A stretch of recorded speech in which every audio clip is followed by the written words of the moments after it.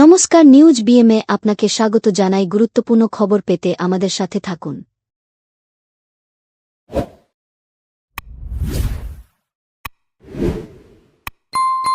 का पर्व नवरात्रि का आरंभ हो रहा है। आप सभी को बहुत बहुत शुभकामनाएं।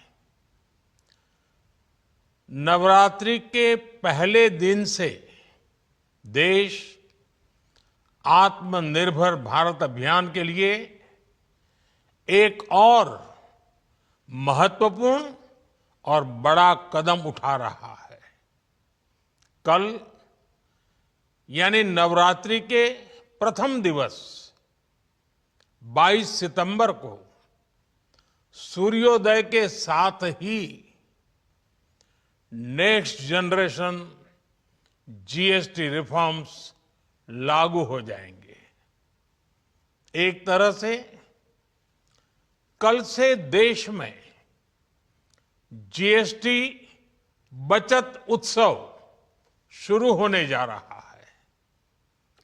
इस जीएसटी बचत उत्सव में आपकी बचत बढ़ेगी और आप अपनी पसंद की चीजों को और ज्यादा आसानी से खरीद पाएंगे। हमारे देश के गरीब, मध्यम वर्गीय लोग, न्यू मिडिल क्लास, युवा, किसान, महिलाएं, दुकानदार, व्यापारी, उद्यमी सभी को ये बचत उत्सव का बहुत फायदा होगा। यानी त्योहारों के इस मौसम में सबका मुंह मीठा होगा। देश के हर परिवार की खुशियां बढ़ेगी। मैं देश के कोटि कोटि परिवारजनों को नेक्स्ट जनरेशन जीएसटी रिफॉर्म्स की और इस बचत उत्सव की बहुत बहुत बधाई देता हूं, शुभकामनाएं देता हूं। ये रिफॉर्म भारत की ग्रोथ स्टोरी को एक्सेलरेट करेंगे, कारोबार को और आसान बनाएंगे, निवेश को और आकर्षक बनाएंगे और हर राज्य को विकास की दौड़ में बराबरी का साथी बनाएंगे। साथियों, जब साल 2017 में भारत ने जीएसटी रिफॉर्म की तरफ कदम बढ़ाया था तो एक पुराना इतिहास बदलने की और एक नया इतिहास रचने की शुरुआत हुई थी। दशकों तक हमारे देश की जनता, आप सभी लोग, देश के व्यापारी अलग अलग टैक्स के जाल में उलझे हुए थे।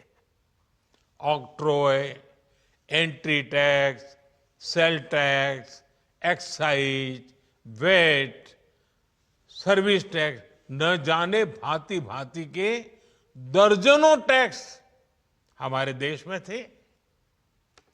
एक शहर से दूसरे शहर माल भेजना हो तो न जाने कितने चेकपोस्ट पार करने होते थे, कितने ही फॉर्म भरने पड़ते थे, कितनी सारी रुकावटें थी। हर जगह टैक्स के अलग अलग नियम थे।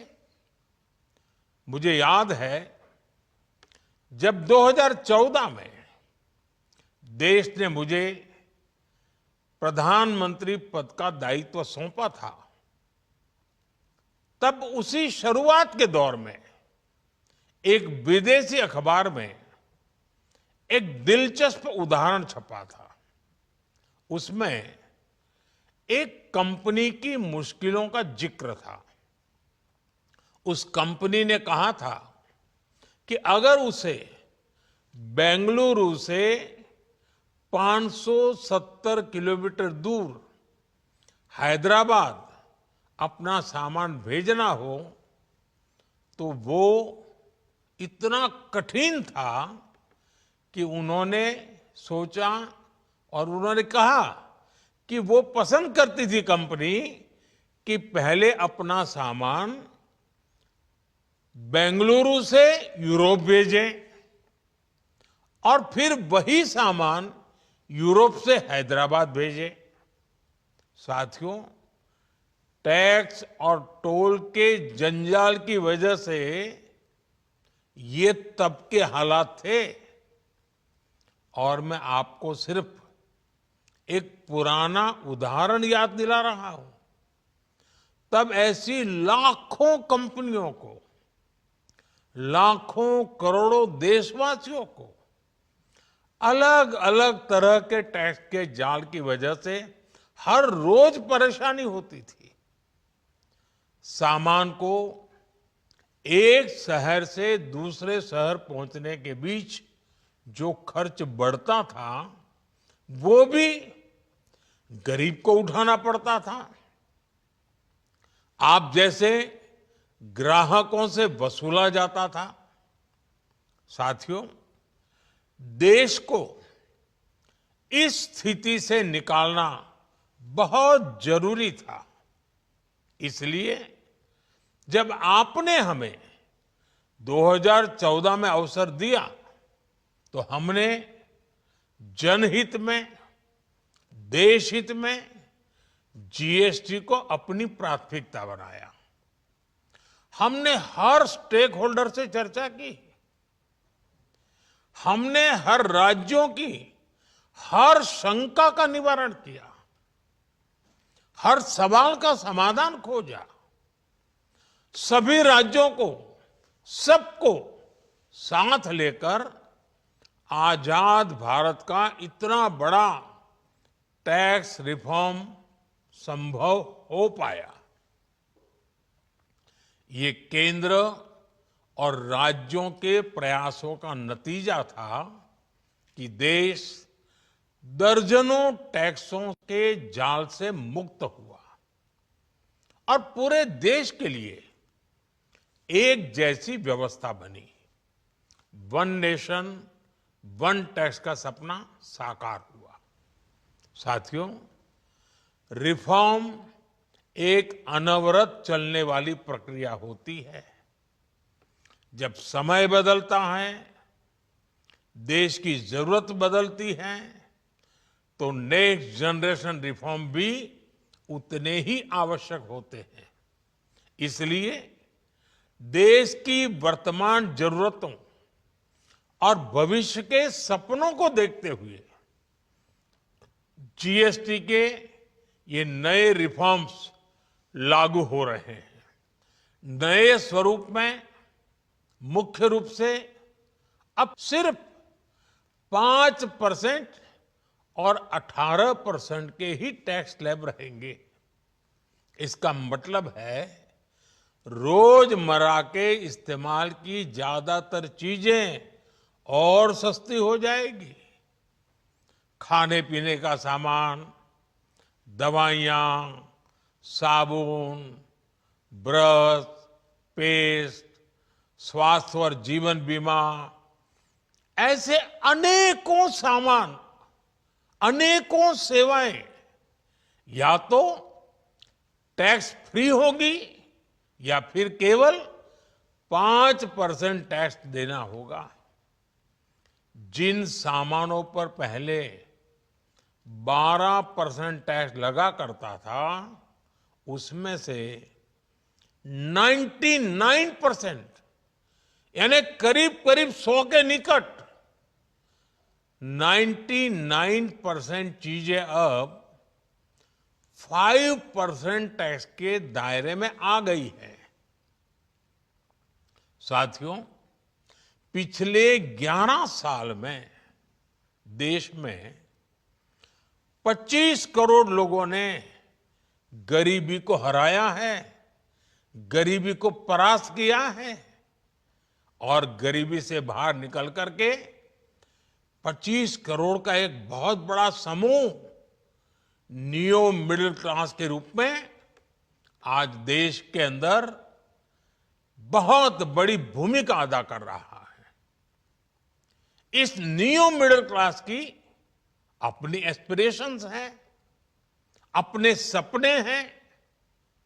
इस साल सरकार ने 12 लाख रुपए तक की इनकम को टैक्स फ्री करके एक उपहार दिया और स्वाभाविक है जब 12 लाख रुपयों का इनकम टैक्स में राहत हो जाए तो मध्यम वर्ग के जीवन में तो कितना बड़ा बदलाव आता है, कितनी सरलता सुविधा हो जाती है। और अब गरीबों की भी बारी है, नियो मिडिल क्लास की बारी है। अब गरीब को, नियो मिडिल क्लास को एक तरह से डबल बोनांजा मिल रहा है। जीएसटी कम होने से अब देश के नागरिकों के लिए अपने सपने पूरे करना और आसान होगा। घर बनाना, टीवी, फ्रिज खरीदने की बात हो, स्कूटर, बाइक, कार खरीदना हो, ये सब पर अब कम खर्च करना होगा। आपके लिए घूमना फिरना भी सस्ता हो जाएगा, क्योंकि ज्यादातर होटल्स के कमरों पर भी जीएसटी कम कर दिया गया है। वैसे साथियों, मुझे इस बात की खुशी है कि दुकानदार भाई बहन भी जीएसटी रिफॉर्म को लेकर बहुत उत्साह में हैं। वो बहुत जीएसटी में हुई कटौती को ग्राहकों तक पहुंचाने में जुटे हुए हैं। बहुत सारी जगहों पर पहले और अब के बोर्ड लगाए जा रहे हैं। साथियों, हम नागरिक देवो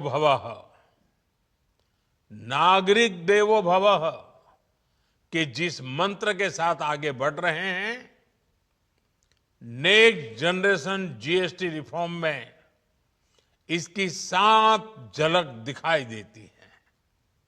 अगर हम इनकम टैक्स में छूट और जीएसटी में छूट को जोड़ दें तो एक साल में जो निर्णय हुए हैं उससे देश के लोगों को 2.5 लाख करोड़ रुपए से ज्यादा की बचत होगी।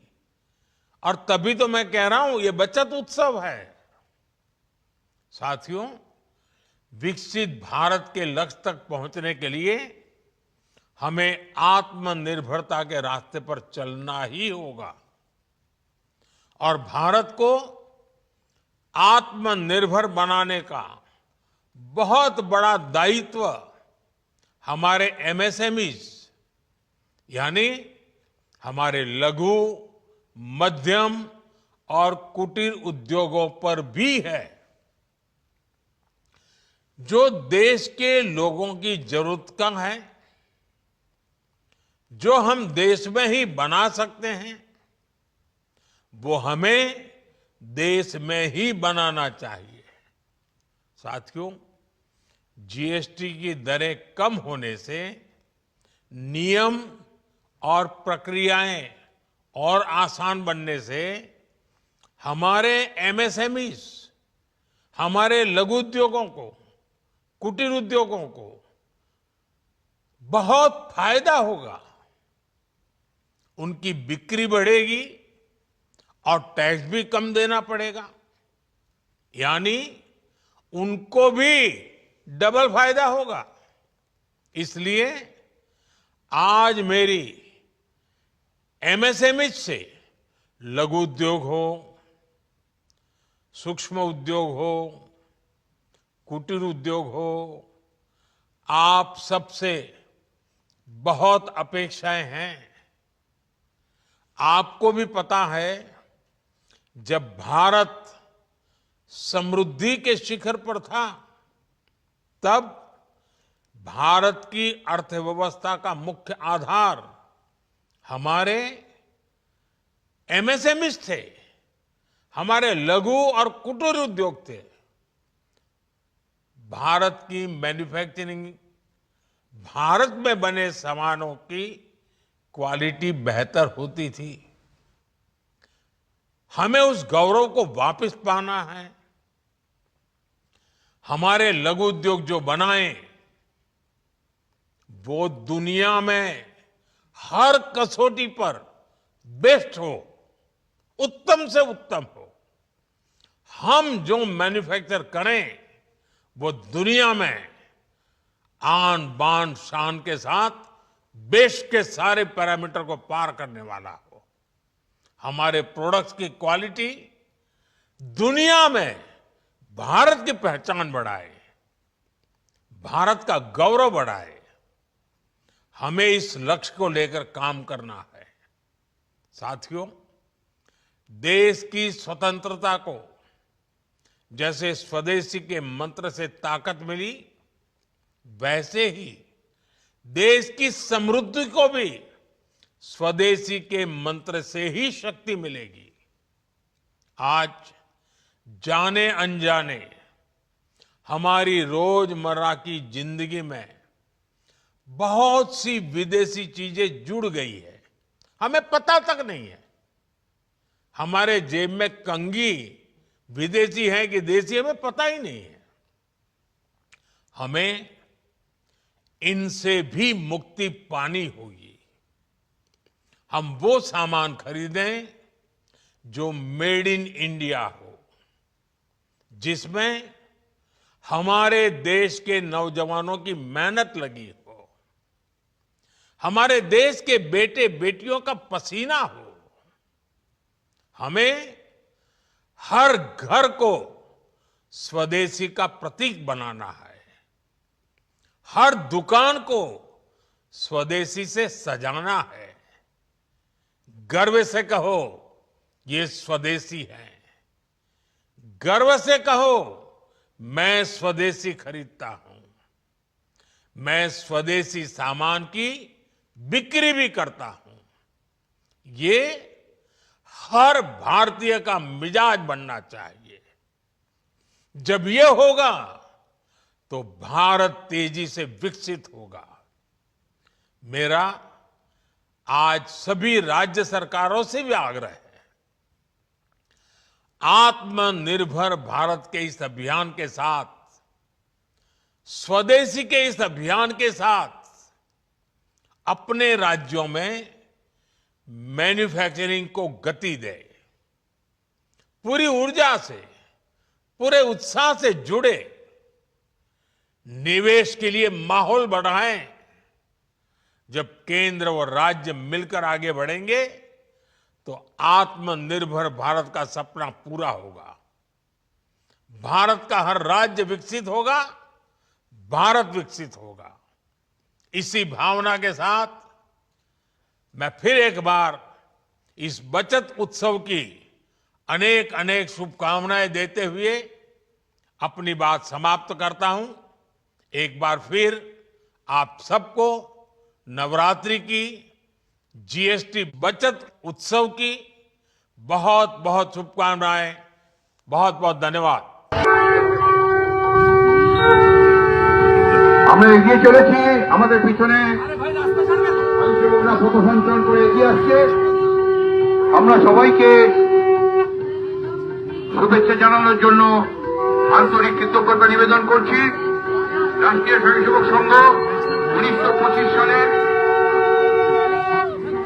27 সেপ্টেম্বর নাগপুরে তার যাত্রা শুরু করেছিল। অতঃপরের এই যাত্রা কেশবরাও বলিরামরাও হেডগেওয়ার করেছিলেন।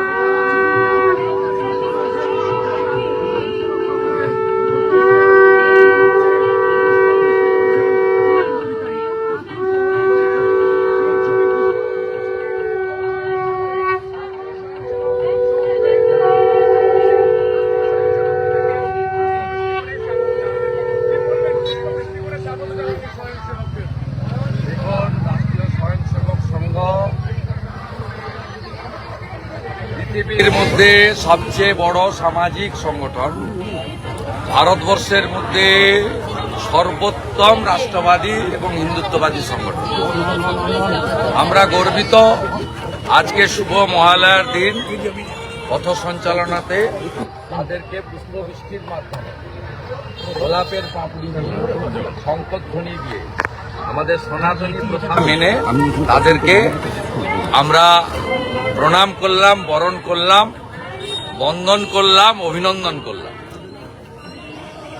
এবং অত্যন্ত পরিতাপের সঙ্গে বলি, কোচবিহারের অনেক জায়গায় গুন্ডারা আর মহেশতলা কলকাতাতে পুলিশ আজকে রাষ্ট্রীয় স্বয়ংসেবক সংঘ একটি অরাজনৈতিক সামাজিক সংগঠন, তাদের এই বৃহৎ কার্যক্রমে বাধা সৃষ্টি করেছে। আমি বিরোধী দলনেতা হিসেবে এর ঘোর নিন্দা করি। মহেশতলাতে পুলিশ আটকাচ্ছে, পুলিশের অসুবিধা করে ভয় পাচ্ছে পুলিশ ভয় পাচ্ছে। রাষ্ট্রবিরোধী যারা, তাদের বুকে কম্পন ধরায় এই সামাজিক এবং রাষ্ট্রবাদী সংগঠন রাষ্ট্রীয় স্বয়ংসেবক সংঘ। রাজ্যের বিরোধী দলনেতা সেখানে পুলিশই বলছে যে উনি বেশ প্রভাবশালী ছিলেন। কসবা আইনি কলেজে যাকে অ্যারেস্ট করা হয়েছে তিনি অনেকটাই প্রভাবশালী ছিলেন, এমনটাই দাবি পুলিশের। কি বলবেন? প্রভাবশালী মানে নিশ্চয়ই মুখ্যমন্ত্রীর মাথায়। ঠিক আছে, কোনো বিষয় না।